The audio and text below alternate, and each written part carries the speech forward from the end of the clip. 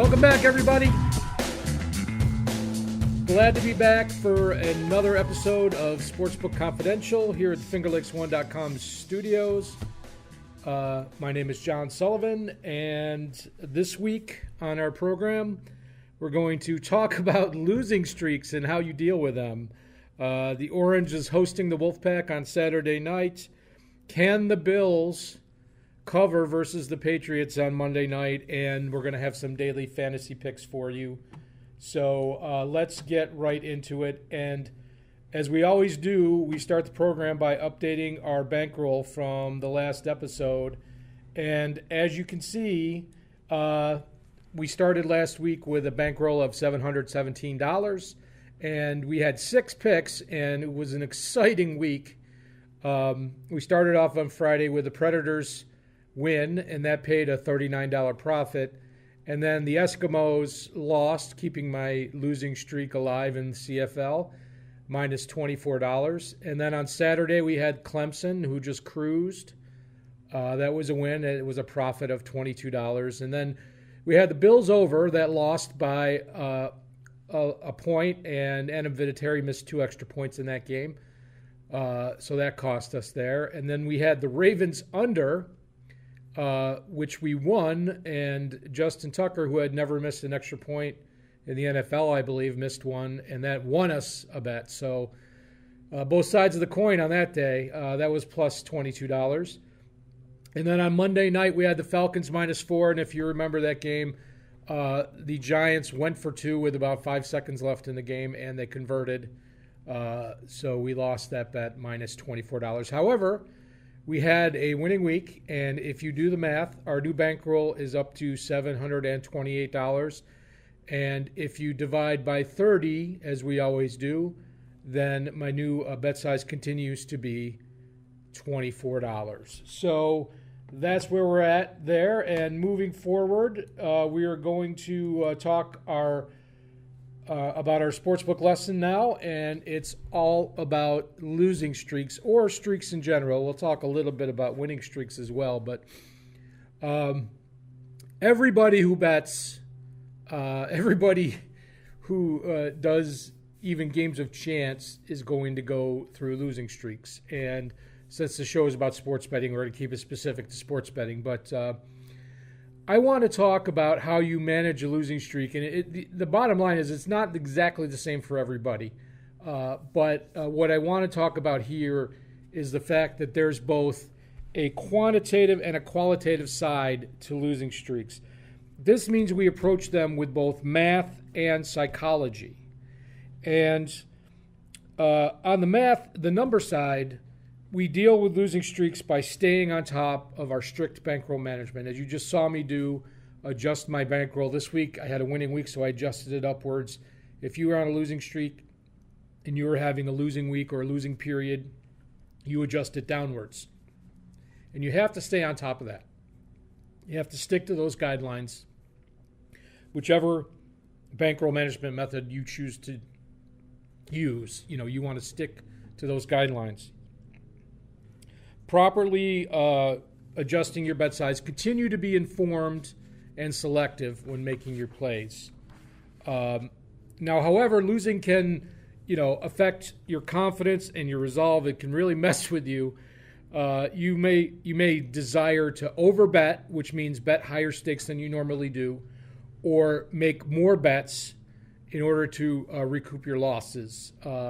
This is a bad strategy, and most of the time, overwhelmingly most of the time, this will end up costing you more bankroll, and it'll cripple you. And I don't recommend you do that. I recommend that you stick, using the math, you stick to the bet size that's appropriate for your bankroll. So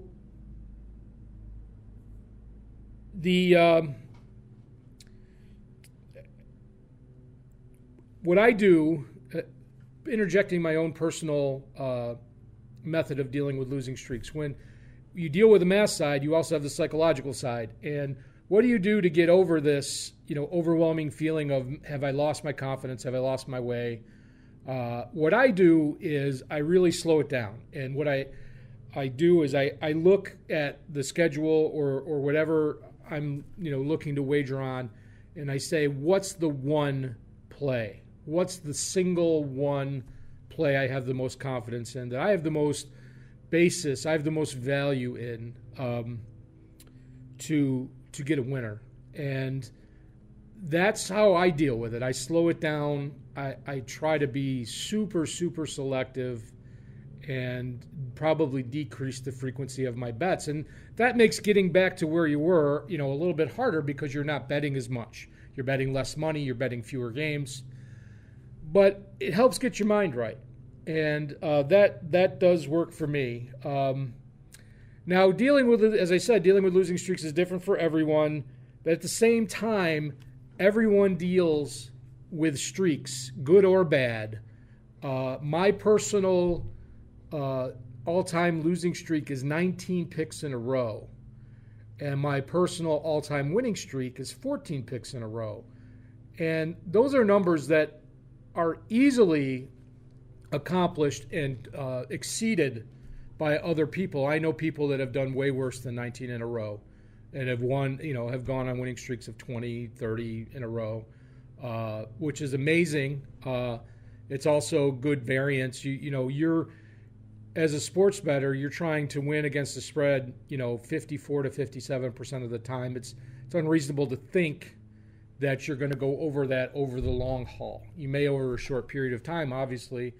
If somebody wins 25 picks in a row, that's 100%. But that's not sustainable. And the same with the losing. You may lose 20 picks in a row, not sustainable. But stick to what works. Stick to bankroll management.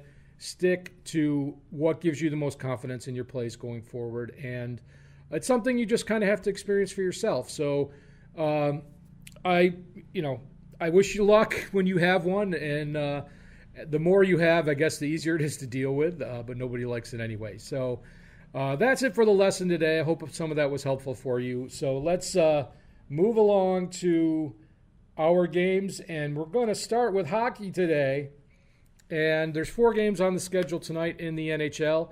And there are 2 pretty evenly matched games and 2 kind of lopsided matchups here. So we've got the Lightning at Vegas. And these are considered to be 2 favorites for the Stanley Cup. But I think Vegas is going to have a regression this year. They've already shown that. They're not catching people by surprise. People know how to deal with their speed now. And they've also had some injuries. The Lightning are definitely considered a favorite this year. And they're on, I think, the 3rd leg of a road trip right now. So I feel like this game is even. I lean towards the Lightning here. That game's really a pass for me because I don't see an advantage on either side. The Sharks at the Hurricanes. A lot of people believe the Sharks are the favorite in the West. I'm not so sure. They have good parts. They need to stay healthy. They have some older players. I don't even think that playing Carlson and Burns together may be the best thing for them, but it's just my opinion. The Hurricanes are already, you shouldn't be surprised that they've done so well, and that team with new management, new ownership, new coach is on the rise. They're one of the leaders in possession in the NHL. So they score a lot of goals, and they're a highly skilled team. And I like the Hurricanes in this matchup. Scott Darling is back in goal for them tonight, expected anyway. So I don't know if that'll be my play yet. Then we have the Winnipeg Jets, minus 178 at the Red Wings. The Red Wings are probably the worst team in the league. They're in a rebuilding mode. It's going to be a bad year for them. Jimmy Howard expected in goal tonight. He doesn't have a lot of help on the defensive side. The Red Wings have some decent forwards, but their back end is really struggling. So the Jets are going to be a playoff contender this year. I really like them tonight. Let's see if we can't find a bet for that game. And then the Senators at the Avalanche. And the Senators had a big fire sale. They sold off a lot of their parts in the last year. They may be trying to tank for the number 1 pick. The Avalanche are very good. They're a very good possession team in the West. The Avalanche are obviously the favorites here. They have very good goaltending. Craig Anderson going for the Senators. You never know what you're going to get with him. Every once in a while, he stands on his head. I like the over in this game. Both of these teams can score goals. But as a play, I think that's going to be a pass for me. But that's what's going on tonight in hockey if you're interested in placing a bet. And I'll have my pick later in the program.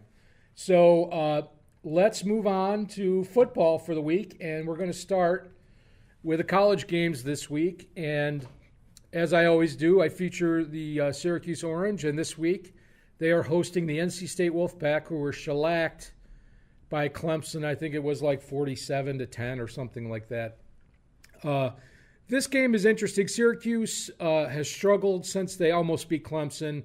They had overtime loss and overtime win. And then this last game, their starting quarterback was ineffective, and they brought in a freshman redshirt, and he was able to move the ball. So now there's a little bit of a quarterback controversy going on there. This line opened with Syracuse -2, and it's moved to NC State -2. It makes you go, 65.5, I think, is a really high total here. I don't like that number, and I certainly wouldn't bet the over on that. This game is going to be competitive. If I'm worried that if Dungy will start, the senior, and if he is ineffective, that they're going to start playing rotating quarterbacks, and that's bad news for Syracuse. So being unsure of what Dino Babers' game plan is, I think I'm just going to stay away from this game. And then Georgia at Florida in a matchup of two top 10 teams, and it's Florida plus 6.5. I believe this game is always at a neutral site, Jacksonville. So Florida's plus 6.5, the over-under 52. This line really hasn't moved all week. I don't really know what to make of this game. Obviously, Georgia is the favorite to win here. It could be an over game, but I really don't want to make a big guess. Florida they've been improved every week. Georgia lost to LSU, and Florida beat LSU at home. There's a lot of parity here, so I guess there's some value in taking the points, but this game is a pass for me, but it will definitely have implications on who ends up playing Alabama in the SEC championship game.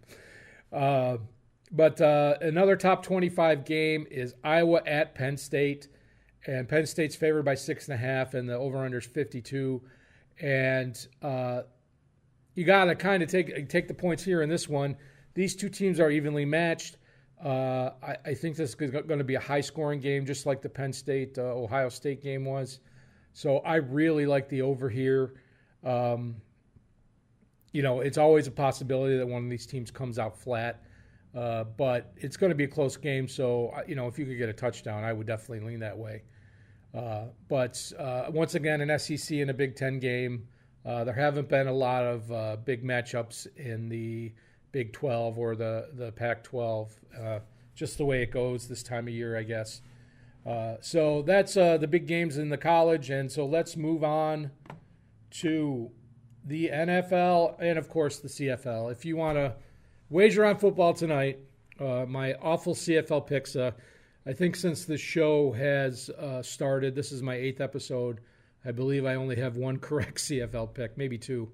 But have not done very well. And tonight we have the first place Calgary Stampeders at the Winnipeg Blue Bombers. And Calgary started the season, 7-0, 8-1, something like that. And they're getting 3.5 points. They are the cream of the crop of the CFL. And to make this short, basically anytime I can get points with Calgary, I'm probably going to take them. Winnipeg has been much improved. They're playing very well. Over-under is 54. I expect this game to go over, assuming there's no unforeseen weather issues. Calgary has a lot of injury at wide receiver. They've lost a lot of depth at wide receiver, and they've basically signed a couple of guys off the street. But they have a premier quarterback, a winning quarterback in Bo Levi Mitchell. he has been, consistently above average over the last 4 or 5 years, and I really like the points in this. I don't see how you can pass that up. So I'm going to take Calgary plus the points tonight. So on to the National Football League, and we've got some very interesting games going on, and I'm not going to talk about all of them, but I got a few picked out here. First, we have the Eagles at the Jaguars, versus the Jaguars in the UK. And the Jaguars are 3-point dogs, and the over-under is 43. So we talked last time about games in the UK and how they like to have them high-scoring. And if there's multiple events in the stadium, the turf issues that can cause big plays. Well, today I'm going to talk about how the Jaguars often play 2 games a year in the UK, and they are pretty much the adopted team of London. There's a lot of Jaguar fans in the UK. But the reason why I mentioned that is because they're used to going over there.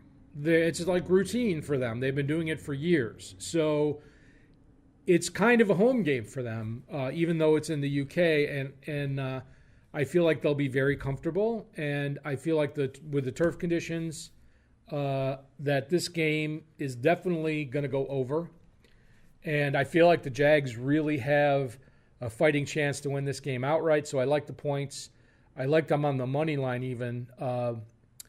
Blake Bortles has been very inconsistent lately, but this could be the perfect time for him to get it together. But definitely the over is my favorite option here in this game. So let's move on to the local teams. We have the Jets at the Bears.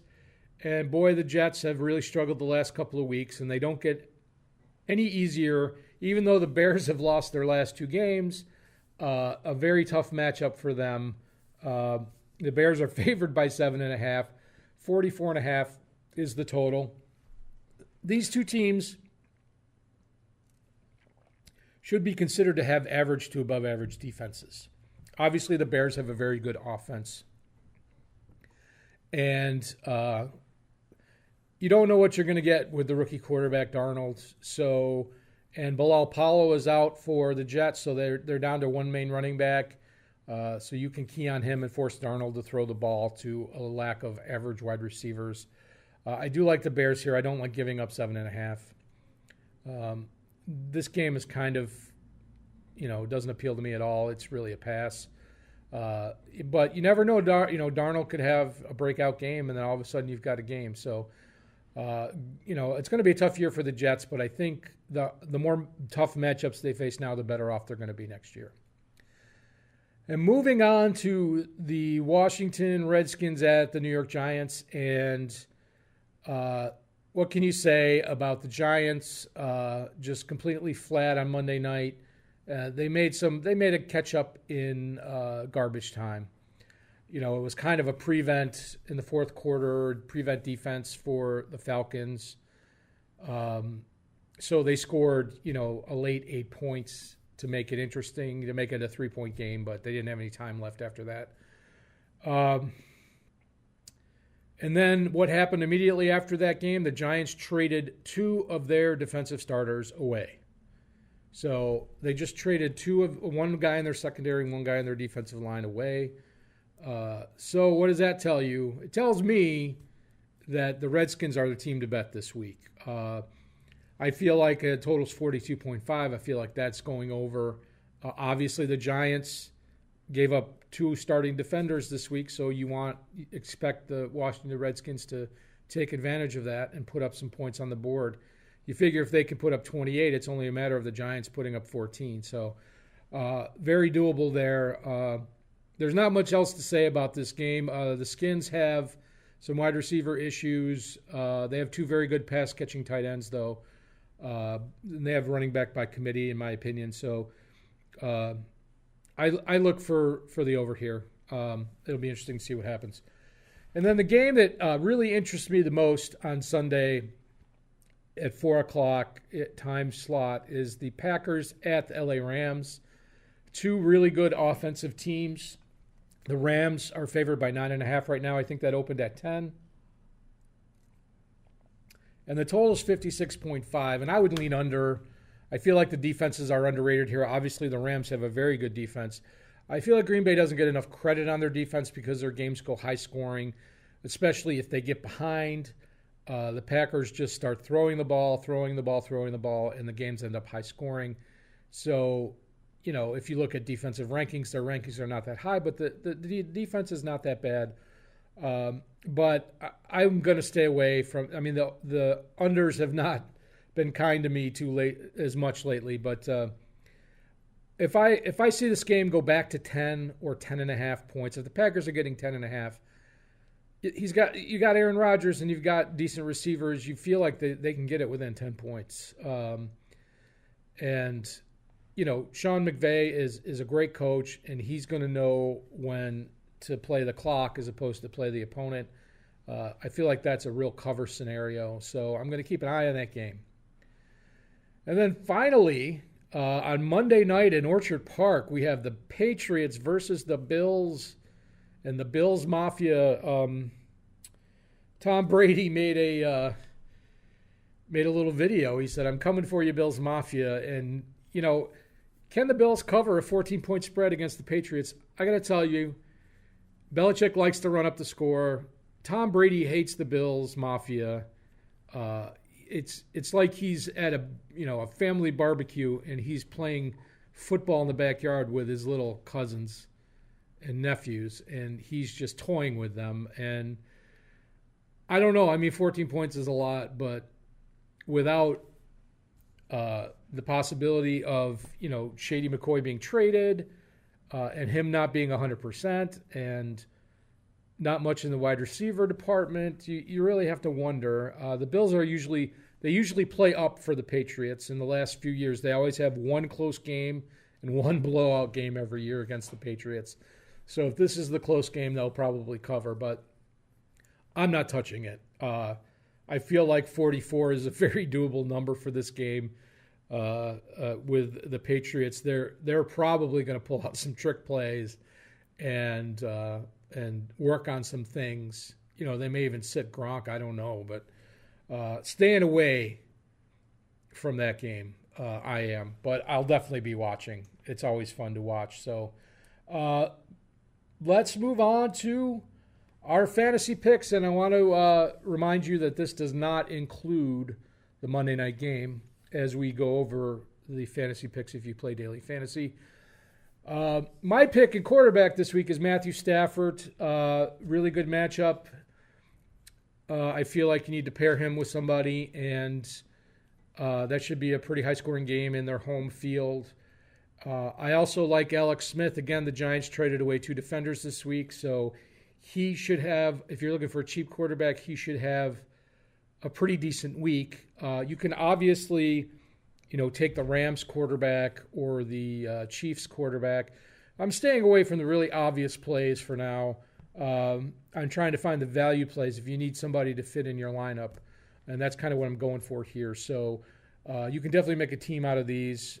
Just giving you some suggestions. So moving on to the running backs, James Conner for Pittsburgh. Pittsburgh's playing Cleveland this week.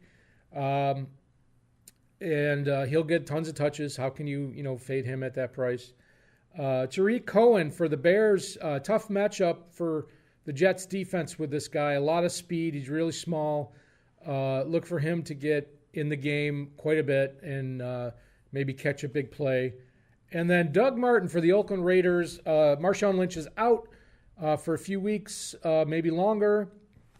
And Doug Martin is supposed to get a full workload, according to John Gruden. He doesn't always, it doesn't always happen the way he says it's going to happen, but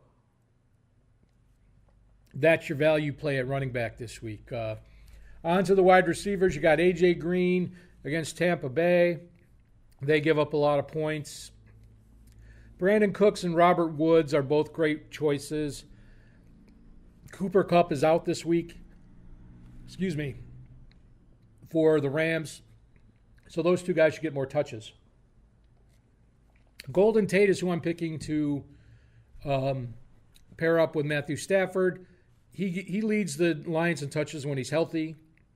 And then if you need a value wide receiver, I feel like Paul Richardson is your man. He'll be super cheap, and he's with the Skins. Should get definitely some catches for you on Sunday. And tight ends, Trey Burton for the Bears is very consistent, middle-priced, if you're not going to go with one of the big guns. And then Kyle Rudolph facing the Saints on Sunday night. I feel like that's a really good matchup for him. You know, with Thielen and Diggs, you wonder how many touches he's going to get, but he should get, a red zone look for sure, and some consistency of points with with a choice of Kyle Rudolph. And then for defense, I always go with an underpriced defense, and my choice this week is the 49ers because they've had a couple of what I would call tough weeks, but one competitive week and one not so competitive week. But they're getting probably bad Josh Rosen this week, who has a new offensive coordinator.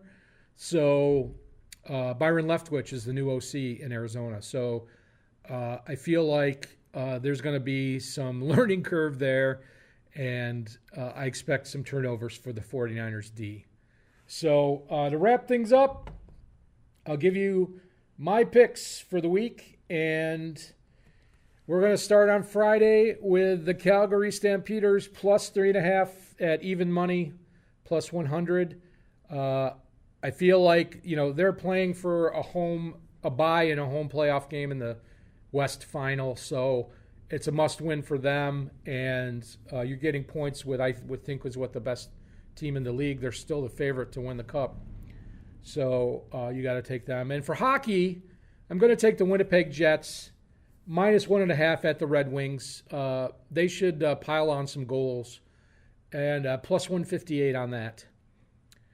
And then moving on to Saturday, my choice for college is Iowa and Penn State, over 52, minus 105.